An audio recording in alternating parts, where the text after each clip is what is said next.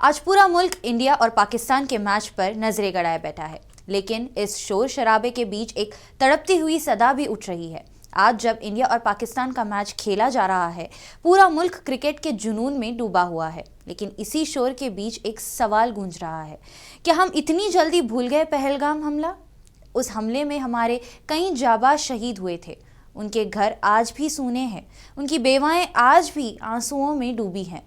उस वक्त हुकूमत हिंद ने वादा किया था कि पाकिस्तान के साथ खेल के मैदान तक कोई रिश्ता नहीं रहेगा, मगर आज वही पाकिस्तान हमारे सामने है मैदान में और हम तालियां बजा रहे हैं।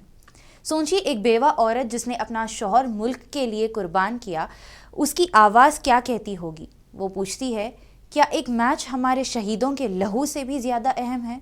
आज जब आप टीवी पर मैच देखेंगे तो एक पल के लिए उन शहीदों को याद कीजिए, क्योंकि उनकी कुर्बानी से बड़ा कोई खेल, कोई जश्न, कोई तालियां नहीं हो सकती। बीसीसीआई की इमोशंस मुझे लगता है ही नहीं उन 26 परिवार की तरफ। वो 26 परिवार, उसके बाद ऑपरेशन सिंदूर में मारे गए जवान, इन सब की मौत आपके लिए कोई फर्क नहीं है। इन सब की शहादत आपके लिए कोई मत वैल्यू नहीं रखती। शायद इसलिए क्योंकि आपके घर से कोई नहीं गया।